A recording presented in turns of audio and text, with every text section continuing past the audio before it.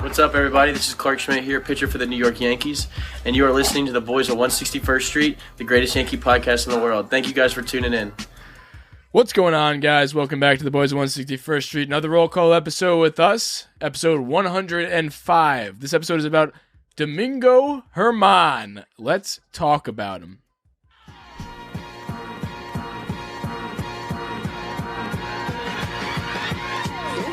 Domingo Germán.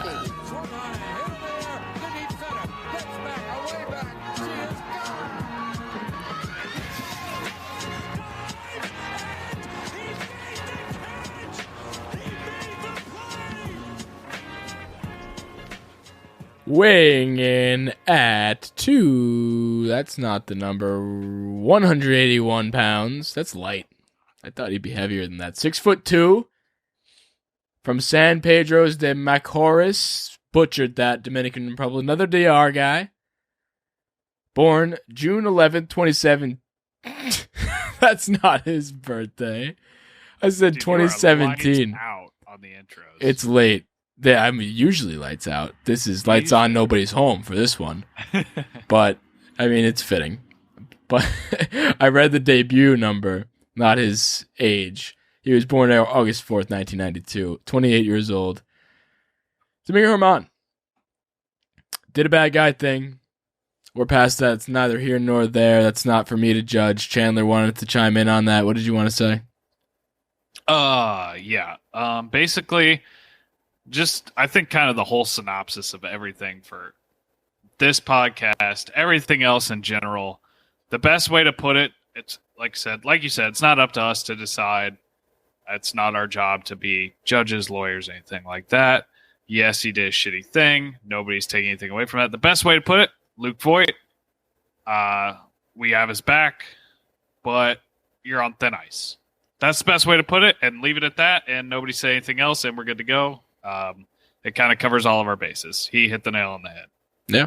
I mean, it's like we said, it's not our place to decide. I watch the Yankees. I talk about what's on the field, and if he's going to be on the mound, I hope he does well. That's it. He's just another player wearing the pinstripes, and there's no name on the back, so I just root for the number who's pitching. And if he does well, great. So let's talk about him as a player. And so what's been going on with him? What are your initial thoughts on Domingo Germán, number 55? Wait, remember when he retired last year for like 5 minutes and then was like, nah, I'm just kidding? Which time? Like he just said, yeah, I'm done with baseball. No, I know. He did it finished. twice. Did he? Yeah, he did it again like a week ago. He just deleted everything off. The dude's a head case. A week ago? One thing. Yeah, he deleted everything off Instagram like right before his first spring training start. I don't follow him. I don't know. I mean, I don't either. It was just like I get 47 Bleacher Report notifications like, "Oh, Domingo Germán?" ? And then it was just all that shit. But dude's he a head didn't say case. he was retiring, right? He like I mean, deleted. how many everything off times social- can you say you're retiring and then not No, retire? he like deleted everything Ask off Brett Favre. social media and was like, "I'm done." At a certain point, when you retire that many times, just like, all right, dude, come on. Like, boy who cried wolf, just like you're clearly not retiring. You're not Brett Favre. You can't, you're not good enough to be Brett Favre where you can come out of retirement and make a whole big fuss about it. Like, you got to be like super good for a long period of time to make a big deal about retiring. And I don't think he has had enough success to retire 4 times. So No, I'm not expecting the if you guys watch The Last Dance, the Michael Jordan facts, the I'm back for Domingo Germán.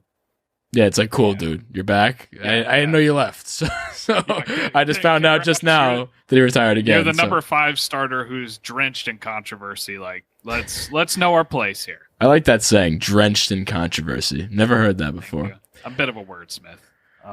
But going back to him, I think he's one of those players that it's just interesting to note. Like, he's one of those guys who they treated similar to like they did with Sevy. He went from starter to the pen to kind of back to a starter, and that's been kind of what the Yankees have done with younger pitchers who kind of struggle a little bit, and then they say, okay, let's see how you do in the pen.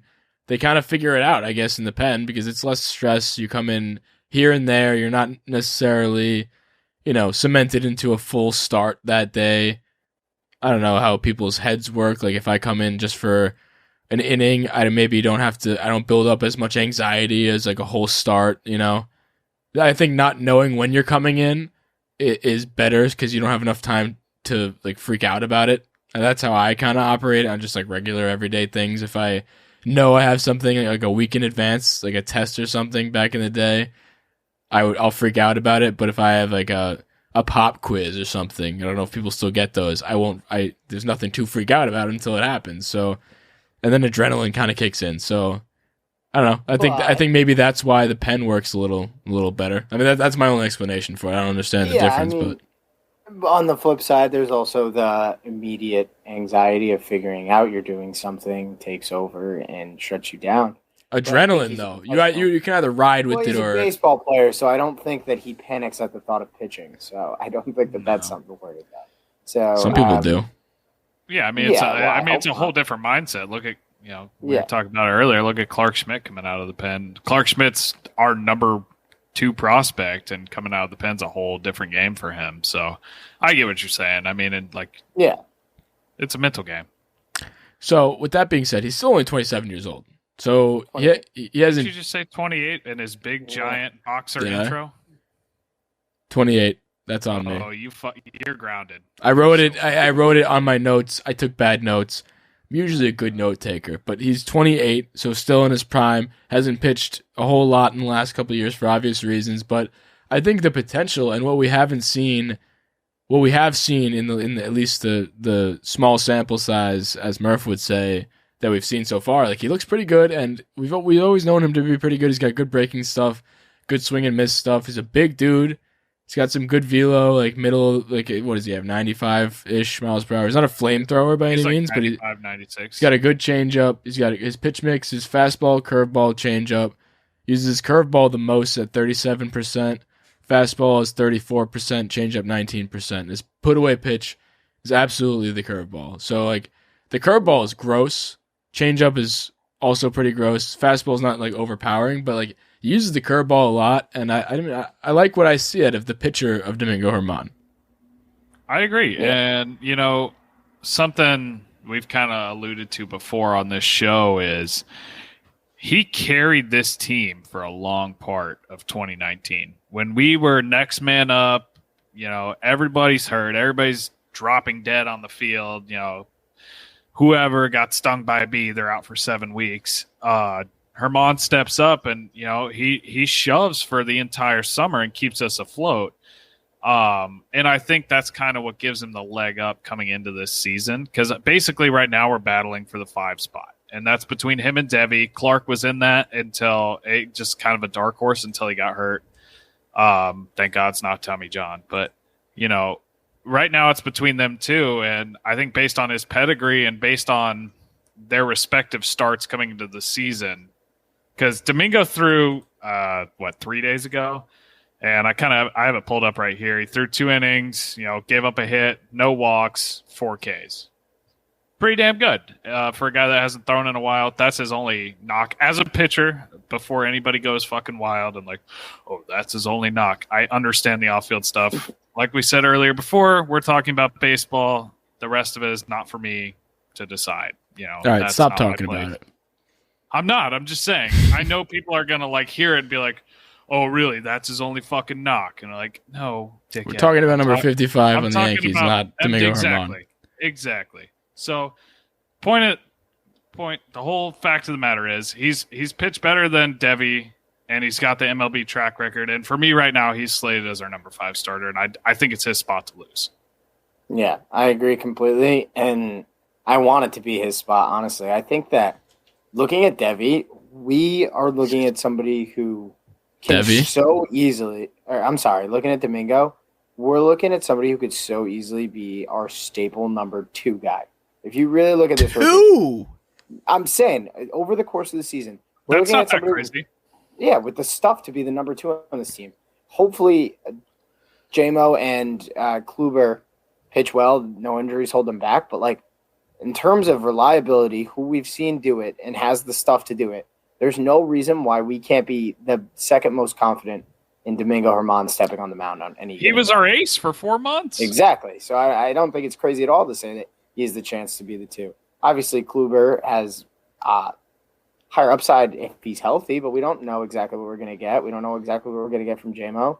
Jordan Montgomery has always been here and there, but I think Domingo has the stuff to be a top pitcher in the AL. Like he really shown signs of greatness, and the only thing that's ever held him back is his control. When he has a bad inning, sometimes he has a terrible inning, but a few years ago he showed that he could limit the damage, and that was such a big thing, especially when you're on this team, because if you just don't give up terrible innings, we're gonna hit you back into the game. Like as long as you could throw a quality start or a little worse than a quality start, you have a great chance of winning, and that's exactly what he did. He didn't have the best ERA, but he had 20-plus wins. So if you're going to do that, then welcome to the Yanks. In 2019, he did lead the majors in win percentage and won 18 games. I don't know how much weight that carries. I don't personally carry a lot of weight in the wins because, again, he was on the Yankees and he had some of the best run production behind him. So wins don't really matter. He still has that. Yes, I'm saying as a pitcher though, like so do all the other pitchers in the Yankees. So does Devi. So does JMO. So does Kluber. Like I think two is a. In wins. I'm saying so. Like I get it that like wins are not the stats. It's a lot of luck, is what I'm saying. It's a lot. Yeah. The best argument when I talk, the reason why I discount wins is because when you look back to the 1 year that really glares at you, or multiple years. But the player that it glares at you that just like kind of throw wins aside, I think you guys know where I'm going with it. Like Jacob DeGrom, yeah. Like exactly. That once Jacob DeGrom had that Cy Young year and he has been winning the Cy Youngs and he's been getting like, I don't know, I'm not going to pull the number out of my ass, but he's not leading the league in wins. So there was the year he won the Cy Young, he had like 8 wins or 10 wins. But so I agree, wins mean absolutely nothing, but there is something to be said if you have a lot of wins, and that's just the fact that you can manage the game when you are ahead. You know how to win a game. It's very, very easy when you play for the Yankees and you're sitting there in front of 55,000 screaming fans, whatever, and you're blowing a team out. You've been sitting on the bench. It's easy to let your head escape and let the game get away from you and make that a no decision or even a loss. Like you said, wins are not everything. I think it's a dumb stat in general, but there is at least something to it if you can hold that lead for a good team like that.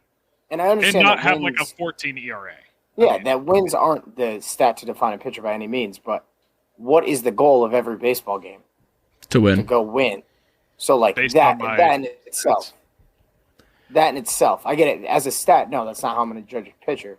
But being on the team in the situation that you're on, if you go out there and you win the game, you did it right.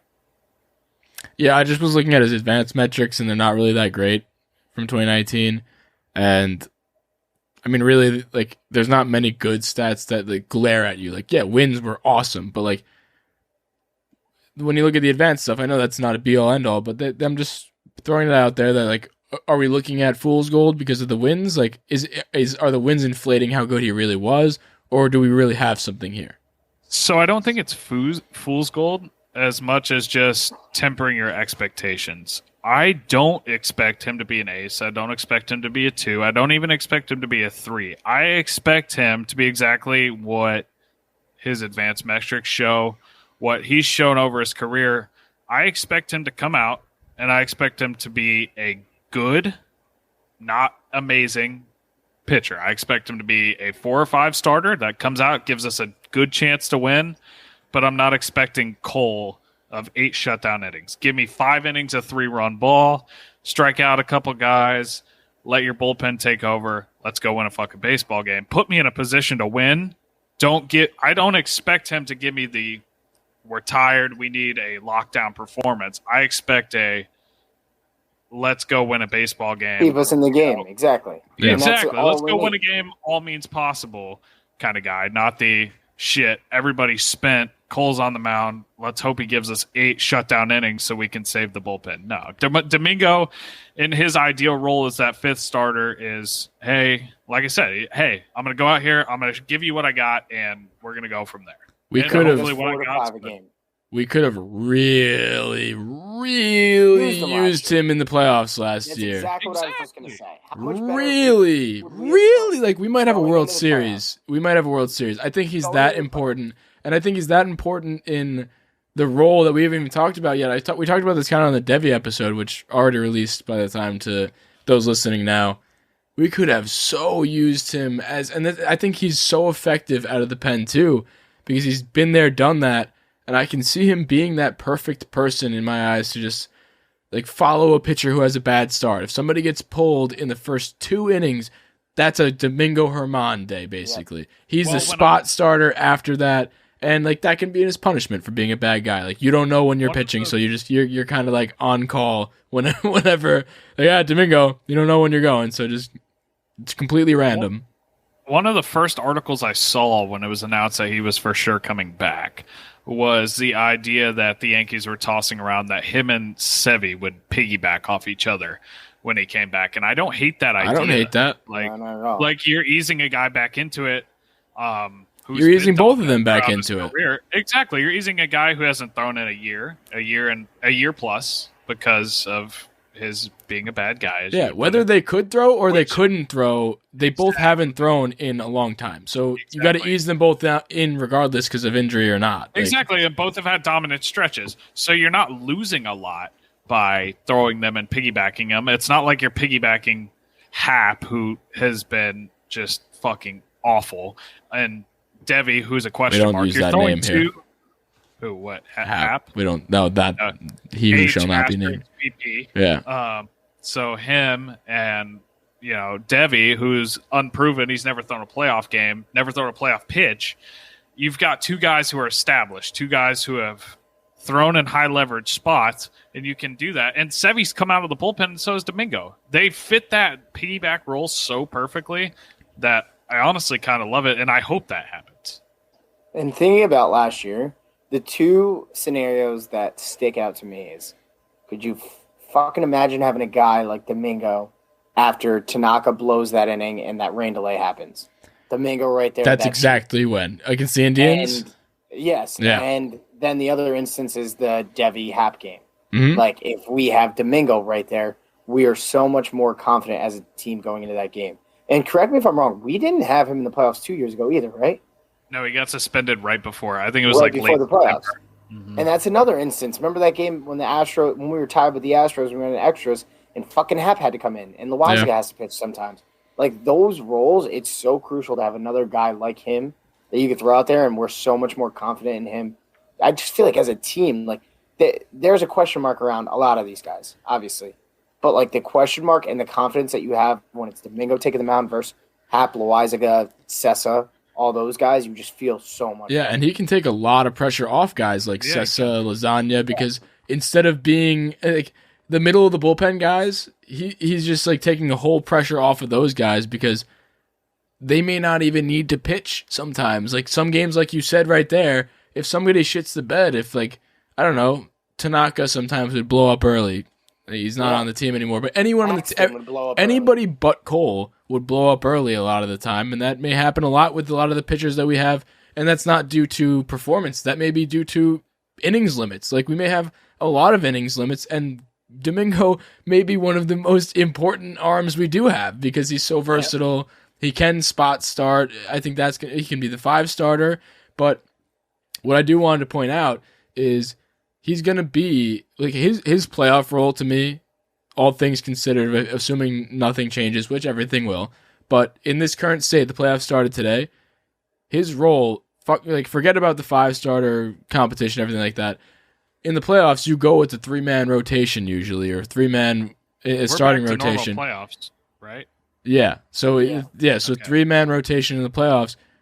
He's not going to make the top 3. I don't think. You guys seem to think otherwise, but I'm just saying, I think... No, I don't think so at all. Not in a perfect world. He's perfect to be on call is what I'm saying. And when and if... I mean, playoff is different too, and that's why he could have been so huge for us in both of the playoff runs. And we may be sitting here today if we had a guy like Domingo, like you said, all those times that Hap came in and situations where like, shit, he's coming in, I would feel a lot more comfortable if Domingo is out there because you can get length. And when you throw a guy who's a reliever in a playoff game, playoffs, the pitch count gets up because people watch pitches. People see a lot. People foul things off. It's not a regular season game. So you need a guy who's got some length, and length doesn't really go as long as you thought it goes. So like when you got a starter like Domingo or like your starter that day, he may go 2 and Domingo can go 3, and then you piece together 5 and then you toss it to your pen. And like that's the difference that he could make. And holding the team, a team like the Yankees, in it is everything. And that is so much. My ideal playoff scenario, because you said 3-man rotation, for the division series, because that's a 5-game series. For a 7-game series, you're going to need a 4th starter more than likely. Mm-hmm. My ideal scenario is you've got Cole game 1, obviously, and then you've got Tyone, Kluber in either order, 2 and 3, and then in that 4 spot, you have the Domingo Sevy piggyback, or flip-flop that in another way, and that combine those two, that's a fucking dominant starter. And then your long reliever is Jordan Montgomery. I don't hate that. I haven't been. No problem. I haven't been. But I mean, if you go those two, you've got, say, Sevy starts. He goes 3 tough innings like he did against the A's in the wild card. He's walking people, whatever, but he gets away out of it because he's Sevy. So we have 3 innings. We give up no runs, couple hits, couple walks, couple strikeouts. Domingo comes in, gives up a run, goes 2 or 3 more innings, then you can turn it over to your big guys. You can turn it over to Darren O'Day, the best bullpen arm we have. But thank you for correcting yourself. You're welcome. But no, you can turn it over to Chad Green. Did you say fuck Chad? I said or Chad.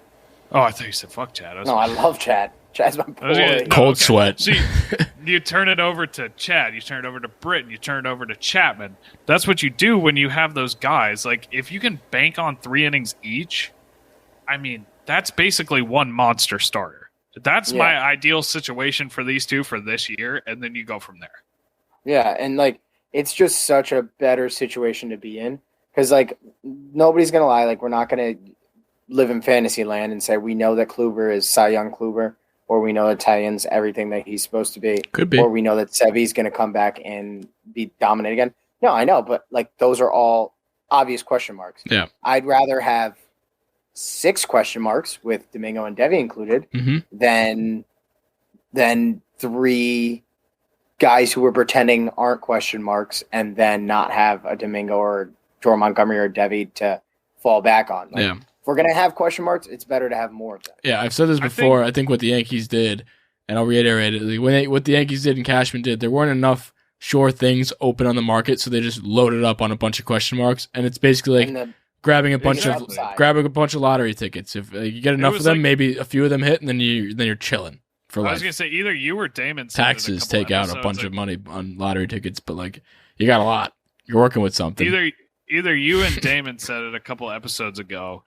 And it was kind of banking off that we have all these lottery tickets, but if 2 work out, imagine we're AL East champions. If 3 work out, we're World Series contenders. If all of them work out, we have a dynasty. We're the best team in baseball. Right. I mean, but really. No, I know. We definitely are. I think if 2 of them work, if 2 of the 4 work out nicely, or fuck that nonsense. If all of them don't even like, if all of them don't even like, come back to 100%, Klubot, Bully Sevy in 2017, all that stuff. If all of them are semi there, like a shell of what they are, and all of them are that, we're chilling, because then we have each of them as 4-inning guys. Like Sevy's not gonna. I don't know a guy who's come back from Tommy John and just been back to himself, whether it's velo, whether it's the like endurance to go deep into games. He's just not going to, and he's going to do stuff, hopefully, and he's going to give all he has, but he's not going to be going 7. He's not going to be built up to that, at least to start. We'll see where he ends up being. He feels really good, and I hope he feels good, but I don't know a person out of Tommy John that's felt great. And I'm just saying, all these guys, a lot of them haven't pitched in 2 years. Domingo, Luis Severino, Taillon, and Kluber. So to tie this back if all of them, my main point, if all of them are about 50% of what they their potential is, we're in good shape.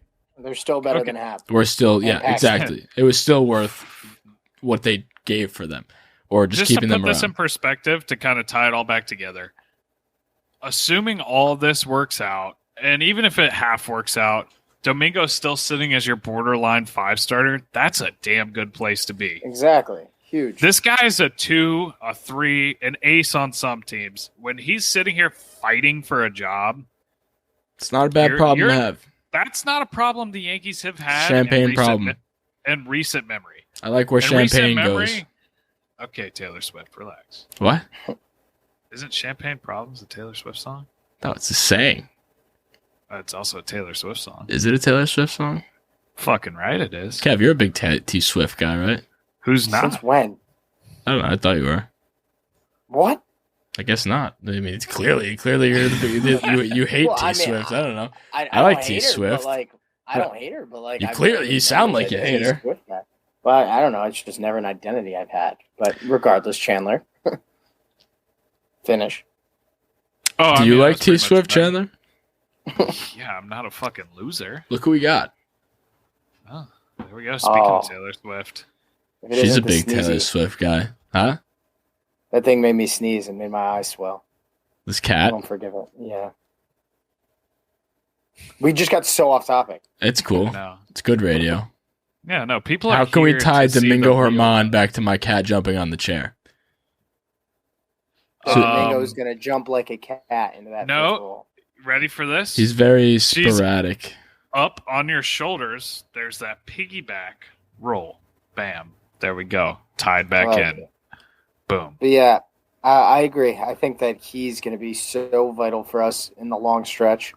Obviously, with a team that tends to get hurt, I just think of how much better I'm going to feel going into a playoff game if I have to worry about somebody shitting the bed, saying, "Oh, Domingo will come in," or Devi will come in, or hopefully by then Clark Schmidt will come in. And they need to do the job that was once a Loizaga or Sessa job, and then Sessa has to do a little less. Loizaga hopefully trips and doesn't make it to the game. Like, I will just feel immensely better about our chances of winning that game. Yeah, it was always in the back of my head. So important to me that you said that. What? Because at the bringing in Sessa that he and trips. Loizaga, no, well that too, but the fact that you brought that into play, because that's the best case scenario, is that come playoff time, Sevy's rolling, everybody's rolling, all cylinders are firing. We don't have to rely on somebody that doesn't have a fucking record at all. Right. Other like, than didn't that hurt your stomach? Like exactly. I would go into games, and if it was like a Paxton start or a Hap start or a Tanaka start, even sometimes, I'd be like, God, I really hope this goes well early, because if I have to watch Loizaga with a fucking series deciding playoff game in his hands again, I'm literally gonna have a stroke. No, that was my thing with Sessa. That was the thing I felt last year, is especially in that COVID shortened season, we'd be down by like 2 runs, and you bring in Sessa, and we're like, fuck, well, we're punting the game. If we're down by 2 runs and you bring in Domingo, I'm like, okay. Right. Yeah. Let's get this shit back on track. That's that, Kev. That's that my confidence test, like the Luke test, like with batters. Like, just do you take a deep breath? Do you freak out when somebody comes out on the mound, or do you like, are you relieved? Yeah. And when Domingo comes out, and more than I can even remember, every playoff memory I have, I feel like, one, obviously it's stressful, it's the playoffs, but I feel like more often, like, burned into my brain is sitting in our college house, Kev, at School Street, and J-Hap or Loizaga. Like, that is, like, it's probably because it took years off my life is why that's my playoff memories against the Astros, but, like, that's what I remember. And if we brought in Domingo in those situations, I feel a lot better than I do. My mood would shift when Loizaga would just, even when they flash the bullpen and he's warming up, like, I literally would just start screaming. I was so fucking angry. Because you're already projecting, like, I know what's going to happen next. And it always happens. It always happens. It always happens. At least Domingo throws it in the zone. Like, the alternatives, and this is relevant to talk about on his episode, because the alternatives are those middle of the pen guys, and those guys don't even throw strikes. So that being lasagna. But one thing I did want to bring up too, fun fact, we were talking about the heavy ball thing. His spin rate is 86th percentile, which is super high. So maybe like that's what gives him that, because he's 94 miles per hour is fastball, which is like 57th percentile in fastball velo, but his spin rate is 86th, so he's got a lot of spin. So he's got that heavy ball, sneaky fast. So and it gets him a lot of swing and misses. So yeah, no, that's what he brings to the table. I mean, he's got a lot of movement. Reliant on his stuff, and his stuff is fucking gross. And it's literally him and Sevy have just had such similar career projections. Like, I would bring this guy up, going to be a stud, maybe not. Oh shit, yes he is. And like, I hope that Domingo continues to trend in the right direction. Obviously, a lot of factors go into it, but I think if we see his best stuff, we're set. I think he's going to be such a vital part of this team down the stretch that like I'm really rooting for him. I think even if he's average, even if he's a step down from 2019, he's such an integral part to making a deep run that we can take a step back and still trust him over, those some fucking lasagna guys. Like you said, I mean, he is one of my biggest X factors going into the season. And that's not even because he has the impact of a Cole or something like that. He just has such a versatile role that if he lives up remotely to his potential, he affects so many games in so many different ways. Baseball Reference is projecting him to have a 6-3 wins-loss record, 4.5 ERA, 68 innings pitched, and 1 save. Those look like reliever numbers to me. Obviously, don't hold. It's 57% reliance. I don't know what computer they're using, but those look like reliever numbers to me, and that's what I'm saying he's going to do. I think I'm way over on the innings pitched. Honestly, he's way over. He's going to throw 68. Yeah, I think he's going to be. I think. Well, we talked about Devi before. I think he's very close to what Devi's at innings wise and overall wise, but I think he's going to have more of the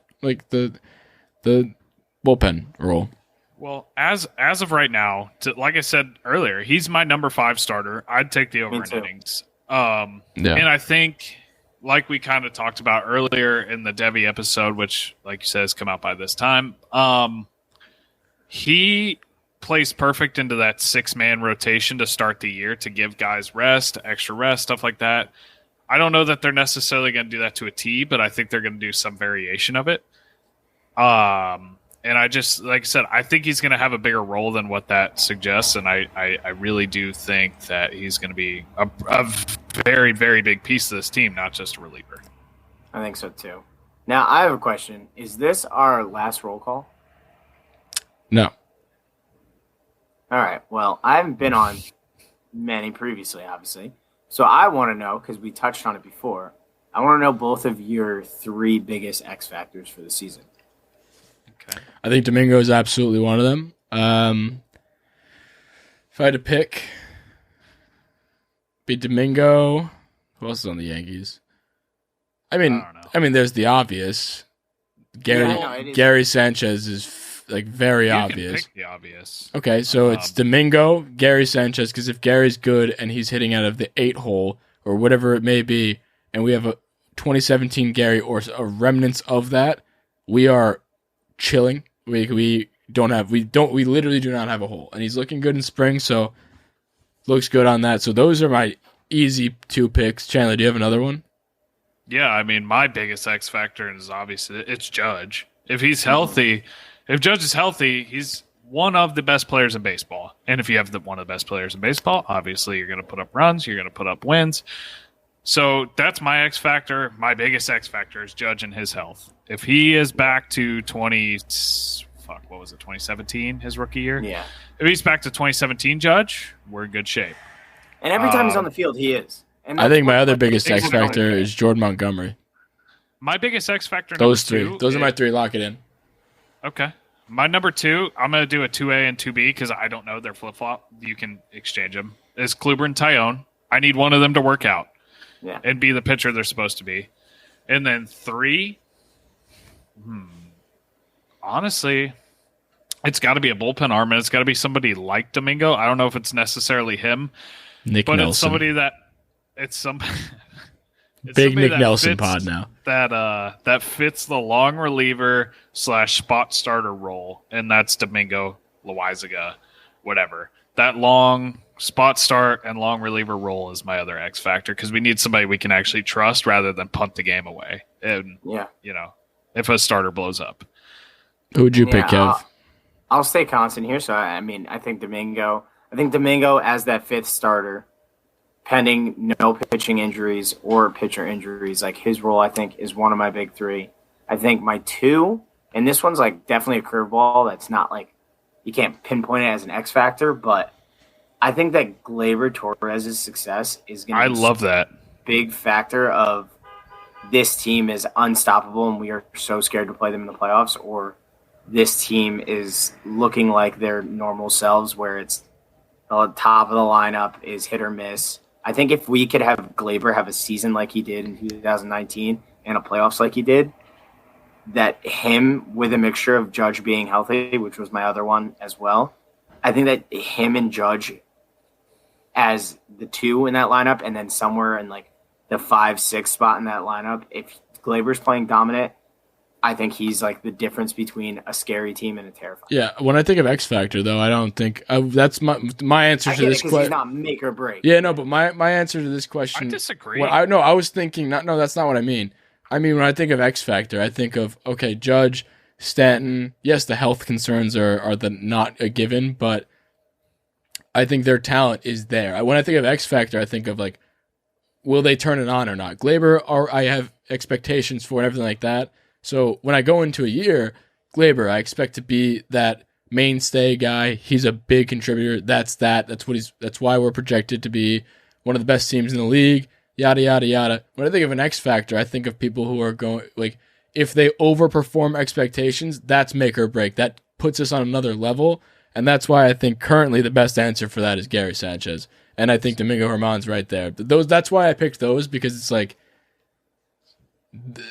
They're not expected to be Aaron Judge, who's in the MVP race, if healthy. Like Gary Sanchez is very much could be the worst player on this team, or could be Gary Sanchez 2017, who smashes home runs. Not an incorrect answer at all. I want everything that we say is very fair. I want to change my third, and I'm going to change it to Sevy. Yeah, I think a fully healthy Sevy down the stretch is going to be priceless. If you get a guy who is a Cy Young candidate when healthy, and he comes in late July, and he just flips it on. And I mean, trade deadline piece. Exactly. No, Brian Cashman, get the fuck out of here. I hate when he says that. You're right. Thank you for grounding me. But you're welcome. That's my goal. That's my whole job is to ground you. No, but that's what she said. Didn't really work. I know. It's okay. Just didn't press the button today, so. It's late. Whatever. But if he comes in and he's a shell of that, and even if he shows a little rust, but he's got it, and you toss him in, and you're comfortable putting him in the playoffs, you cannot put a price on putting a second ace out there. We have all these guys, but nobody is that true second ace that the Dodgers have when you've got Buehler, Kershaw, Bauer. When you can throw out a healthy Sevy after a cold, that's terrifying. Yeah, and that's why everybody thought we were going to win last year. Exactly. So I changed my mind. That's my number one X factor is him. Yeah, and I think it makes sense. And the only reason I have Gleyber in my top three is because when I think back to this team, and we look at the last 4 years since 2017. 2017 almost got there. 2018 didn't do well in the playoffs. 2019 almost got there. 2020 almost got there. Every time we look, and it's so easy to say, well, yes, it's been the pitching. But to me, it really hasn't been entirely the pitching. It's been the players trying to do too much, because there are those games where you see, like, our first game against the Astros in 2019, we beat them like 7-0. And that's because when all the Yankees are trying to be the Yankees and it works, we're unstoppable. But then it's you get to the end of the game and you have Stanton who's trying to be the hero, Luke Voit who's trying to be the hero. Judge doesn't do it as much, but still trying to be the hero. And then the only guy that you could rely on that's not going to do that is DJ.